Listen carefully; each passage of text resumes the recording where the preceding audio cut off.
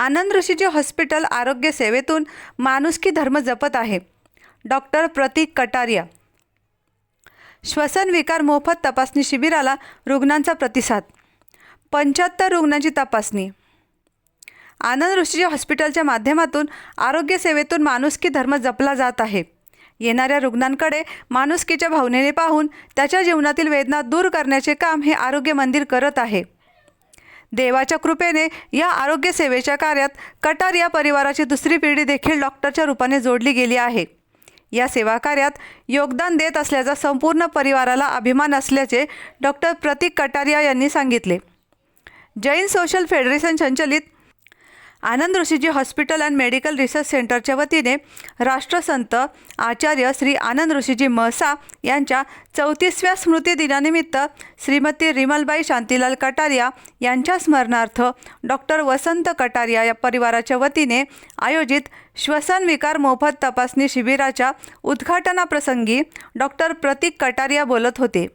यावेळी डॉक्टर वसंत Kataria, doctor Aniket Kataria, Lata Kataria, Pragya Kataria, Harshada Kataria, Manish Lodha, Santosh Bothra, Satish Lodha, doctor प्रकाश कांकरिया, मानकचंद कटारिया, प्रकाश छल्लाणी, सुभाष मुनोत, श्वसन विकार तज्ज्ञ डॉक्टर स्नेहा तिरपुडे व डॉक्टर प्रणाली त्रिमुखी आदी उपस्थित होते.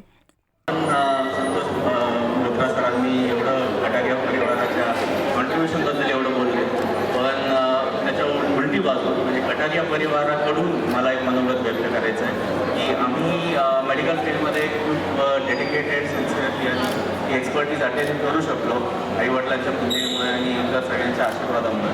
पण त्यानंतरही आनंद ऋषीजी हॉस्पिटलसारख्या संस्थेत सेवा देण्याचं हे आमच्यावरती विश्वास दाखवला गेला व ती जी संधी आम्हाला मिळाली त्यासाठी आम्ही we are very very grateful. महाराष्ट्रामध्ये त्यांचे आशीर्वाद आहेत, सर्व ट्रस्टींचा आमचा विश्वास आहे आणि देवाच्या कृपेने आम्हाला ही संधी मिळाली आहे.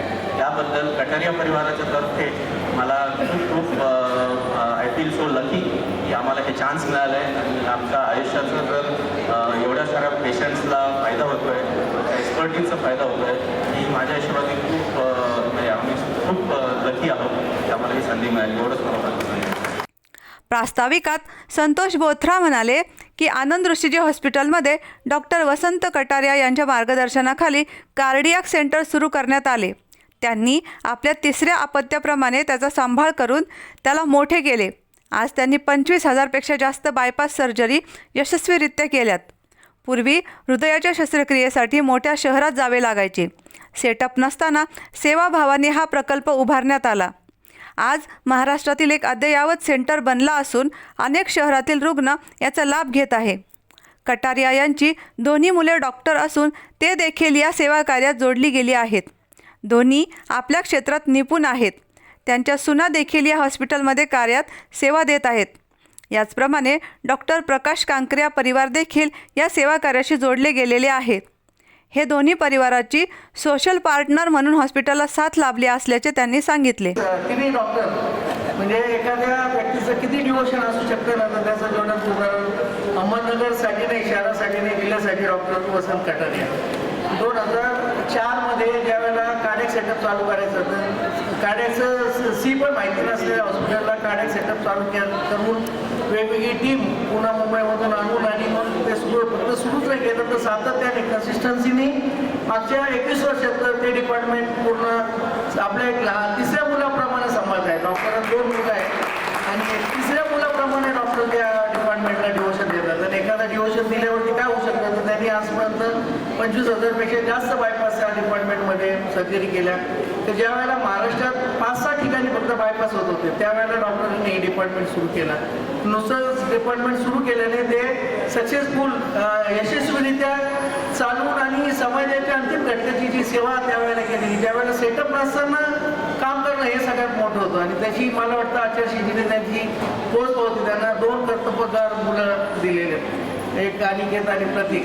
अनिकेत सर कार्डिओलॉजिस्ट आहेत आणि ते माझे पण डॉक्टर आहेत. म्हणजे माझं जे बायपास सर्जरी त्यावेळेला त्यांनी फक्त 2D इकोवरून त्यांनी ते निदान केलं की आपल्याला काहीतरी त्रास आहे आणि आपल्याला एंजिओग्राफी करायची. एका फक्त लहान ह्याच्यावरती त्यांनी ते निदान केलं आणि मग 4 दिवसात ते बायपास करावं लागलं. तर हे डॉक्टर अनिकेतचं त्यांचं ते स्किल, नुसतं डॉक्टर म्हणून उपयोग नाही, ते स्किल त्यांना मिळालं. आणि डॉक्टर प्रतीक पण आज प्रतिदियश असे ऑप्थॉल्मॉलॉजिस्ट आहेत आणि क्रिटिकलमधलं क्रिटिकल नेत्र सर्जरी हे होऊ शकतं. तर माझं म्हणायचा उद्देश आहे का एखाद्या गोष्टीसाठी एखाद्या व्यक्तीने जर आपलं पूर्ण डिवोशन दिलं तर पुढची पिढी पण कशी घडू शकते हे ज्वलंत उदाहरण डॉक्टरांचं बाबतीत म्हटलं जाईल. तसेच त्यांच्या सुविधे दोन्ही सुना पण तितकेच सारस आहेत. दोन्ही सुना पण पूर्ण हॉस्पिटलच्या वेगवेगळ्या कार्यांमध्ये सेवा देत आहेत आणि सेवा हेच परमोच्च धर्म आणि यासाठी त्यांनी जे सातत्य जपलं त्याच्यासाठी शब्द कमी आहेत. बिझनेस लोक सोशल बिझनेस पार्टनर असतात, वी आर सोशल पार्टनर. म्हणजे हॉस्पिटलचा सेटअप नसताना आम्ही 25 वर्षांपासून डॉक्टर नरसद खट्टे सर, डॉक्टर प्रकाश नांगरे सर यांच्या आधिपत्याखाली आम्ही सर्व कार्यकर्ते जे काही शिकलो, जे काही काम आज हॉस्पिटलचं आहे, जे काही हॉस्पिटलचे वेगवेगळे बिल्डिंग्स आहेत, वेगवेगळे जे काही आपण काम ते नेत्रालय असो किंवा कार्डियाक असो किंवा हॉस्पिटलचे वेगवेगळे, त्या दोघांनी जे काही आज धुरा सांभाळली आणि आमच्यासारख्या लहान कार्यकर्त्यांना जे नॉन मेडिकल होते त्यांना बरोबर सांभाळून आणि त्यांनी ते काम आमच्याकडून करून घेतलं. एक गुजरातचे लेखक आहे हिराबाई ठक्कर, त्यांचं एक पुस्तक आहे कर्मानुसिद्धांत, कर्मानुसिद्धांत म्हणून एक त्यांचं गुजरातीचं पुस्तक आहे आणि त्याचं वेगवेगळ्या 12 भाषांमध्ये कर्माचा सिद्धांत असं मराठी त्याचं त्या पुस्तकाचं नाव आहे. ते पुस्तक मी माझ्या आयुष्यात 4-5 वाजता 120 पेजचं पेपर पुस्तक आहे, पण एकदा पुस्तक हातात घेतले होते तर त्यामध्ये त्यांनी एकच वाक्य सगळ्यात महत्त्वाचं लिहिलं की कर्माला वजाबाकी नसते. म्हणजे चांगली कर्म केली तर त्याचं चांगलं फळ मिळतं आणि वाईट कर्म केले तर त्याचं वाईट फळ वाटतं. म्हणजे असं नसतं तर 10 कर्म चांगली केली आणि 5 कर्म वाईट केले म्हणजे 5च कर्म जे ह्याच्यामध्ये वजाबाकी नसते. मग डॉक्टरचे जे काही कर्म त्यांचं जे काही काम हेच कर्म समजून आणि त्यांनी जे काही काम केलं तर त्यांचे ते दोन्ही मुलं किंवा दोन्ही सुना किंवा संपूर्ण फॅमिली सुशिक्षित असणं एक वेगळं, पण सातत्याने समाजाची सेवा करून आणि त्याचा आनंद घेणं हे वेगळं आणि ते सातत्य डॉक्टरांनी त्यांच्या जीवनात अंगीकारलं आणि आम्हालाही त्याची बरोबर प्रेरणा दिली. आपली डॉक्टर स्नेहा तिरपुडे व डॉक्टर प्रणाली त्रिमुखे यांनी फुफ्फुसांचे आजारविषयी उपचार पद्धती, दमाबद्दल समाजात गैरसमज यावर मार्गदर्शन केले.